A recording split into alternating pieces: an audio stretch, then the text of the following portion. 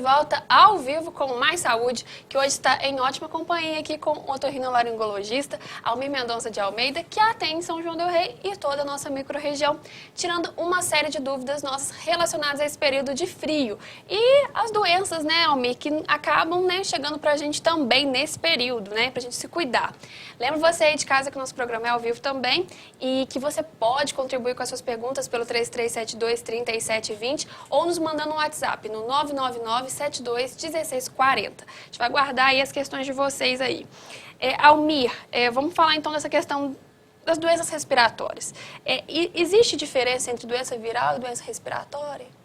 A doença viral é uma das doenças respiratórias, né?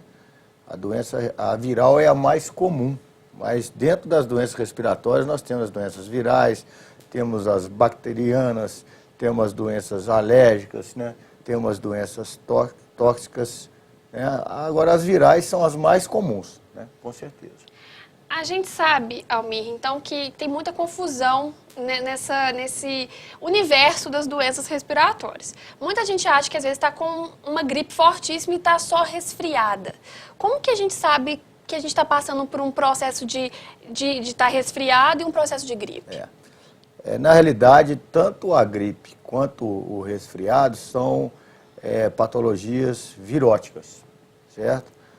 A grande diferença é que o resfriado comum tem milhões de vírus, cada hora é um vírus diferente. Eu posso estar com resfriado com um determinado tipo de vírus, você ao meu lado com outro determinado de vírus. E o resfriado é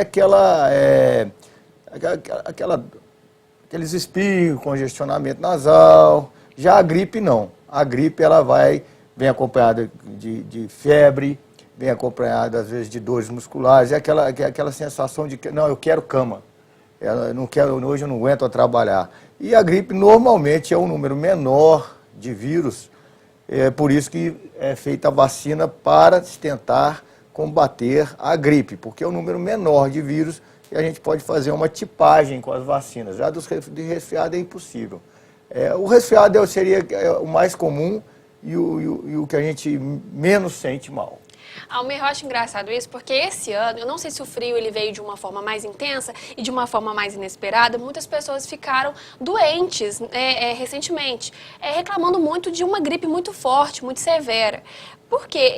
Você acredita que essas pessoas elas podem estar, por exemplo, passando por um quadro gripal ou muitas vezes confundindo com resfriado? Pode ser isso? Pode vir duas coisas juntas? A gente está passando por um resfriado e de repente virar uma gripe muito forte? São estruturas, igual eu expliquei. Você pode inicialmente um resfriado, o seu organismo ficar debilitado e logo em seguida você pegar uma gripe mais forte. Ou seja, esse processo é possível mesmo, porque muita gente reclamou disso, né, dessa dor no corpo, desse mal-estar e vamos dizer assim, um prolongar dessa dor, né? Como se esse processo permanecesse por mais de 7 dias. Exatamente. Né? Vamos falar um pouco dessa questão da automedicação. Vamos aproveitar que todo mundo tem essa coisa de ir à farmácia bastante, né, Almir? Qual que é o perigo de seguir esse tanto de receita mirabolante que a maioria das pessoas fazem, de se automedicar? A primeira coisa é que a automedicação deveria ser até proibido, como aconteceu com o uso dos antibióticos, né?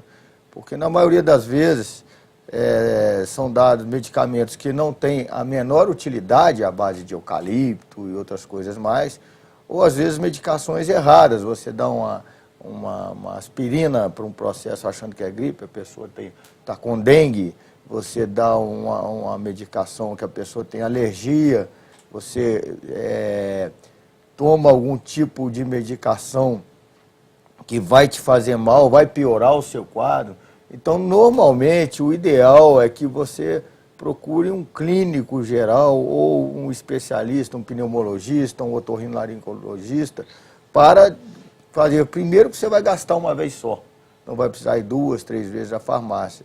E segundo, porque a medicação é a correta, é específica para o seu problema. Muitas vezes você precisa apenas tomar um sintomático, uma hidratação e um antitérmico, para tirar aquela dor muscular, aquele mal-estar. Não precisa se encher de remédio.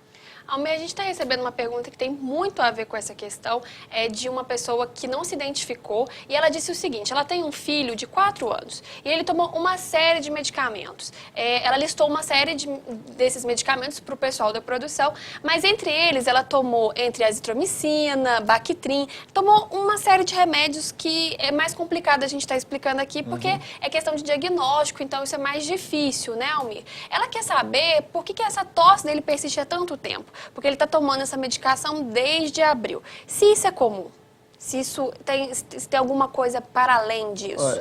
Não é muito fácil responder sem estar vendo o cliente, né? Paciente.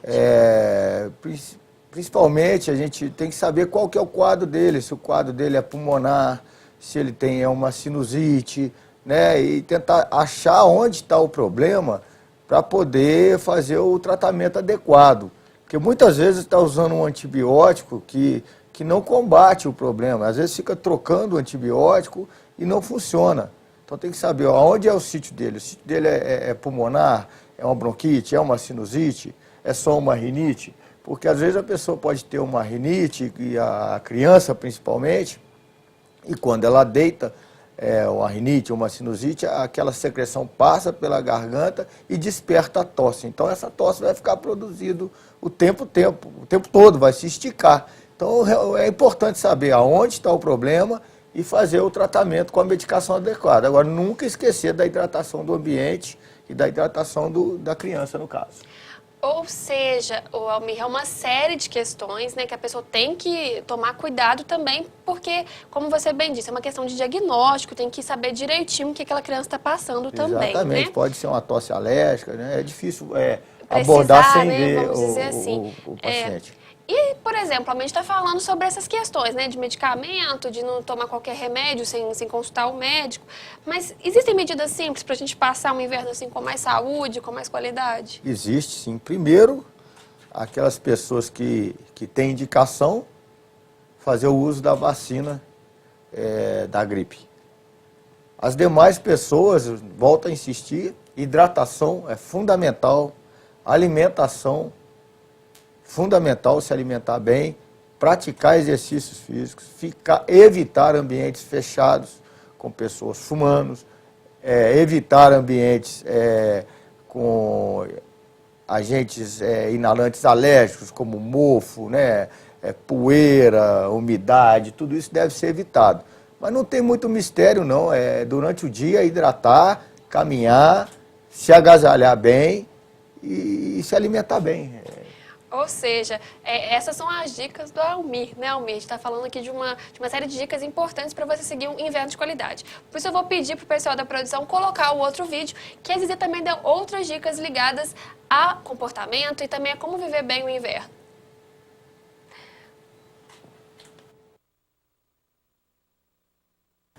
E Zizi, muitas pessoas têm problemas circulatórios nesse período do ano também, né? Tem uma doença muito conhecida, né? Pelas pessoas também mais idosas, mais jovens também, porque o fenômeno de Renault, né? Exatamente. Que ataca pessoas também de meia idade. E as palmas da mão ficam muito frias, as pontas dos dedos. No caso, essa malha térmica também serviria para Com certeza, serviria. Nós temos as luvas que são feitas desse mesmo material e temos as meias térmicas, algumas feitas desse material e outras meias térmicas meiões, sabe? Já para um outro tipo de atividade, né? Temos também a palmilha térmica, que é para viajantes baixo poder econômico. Se você não pode comprar uma bota forrada com pele, aliás, eu estou até com uma, tá vendo? As botas na loja de inverno são todas assim, forradas deixar até com pele, exatamente.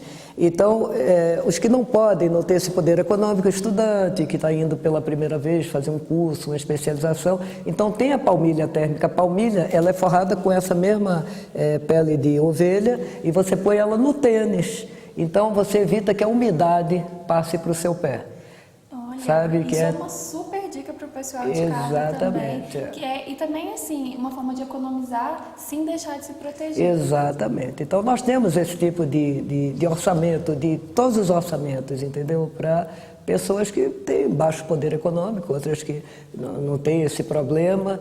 Então, não tem desculpa. Bem acessível, não tem erro. Não tem bem erro. acessível, vai chegar a qualquer pessoa. Importantíssimo isso. A gente está falando sobre essa questão da hipotermia, essa questão das doenças, né, características. A gente fala muito disso, uma pessoa chegar num país estrangeiro, né, de baixa temperatura e de se deparar com aquele frio absurdo, né, nevando, às vezes não tem uma roupa adequada, a roupa vai molhar.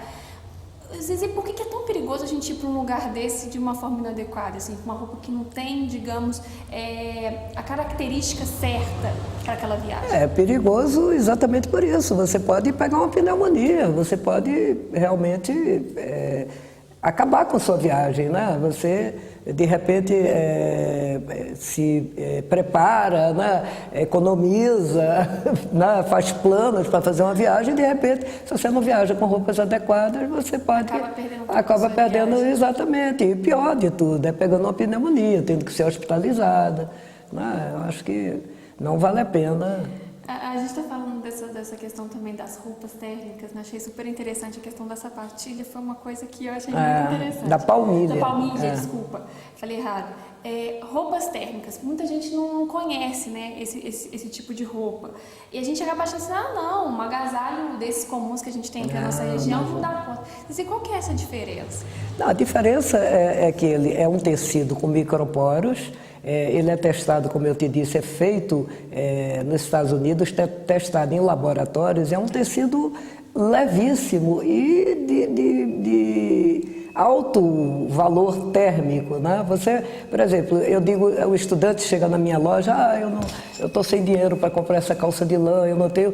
Mas não precisa, se você botar a cerola térmica e a calça jeans por cima, você já está aquecido. Não precisa ficar aquele pacotão. Não precisa. Hoje em dia, a preocupação das indústrias é tornar cada vez mais leve esses agasalhos de frio. Se hoje em dia você pega num casaco, ele pesa 1 quilo no máximo. Antigamente, você lembra como eram pesadões aquele casaco? E com a tecnologia incrível, hoje em dia existe tecnologia para tudo, é um negócio impressionante. Isso que é bom, conforto. Eu lembro quando eu abri a loja de inverno, que ficava sempre na vitrine, cirolas térmicas, que era uma coisa que chamava a atenção de todos, né?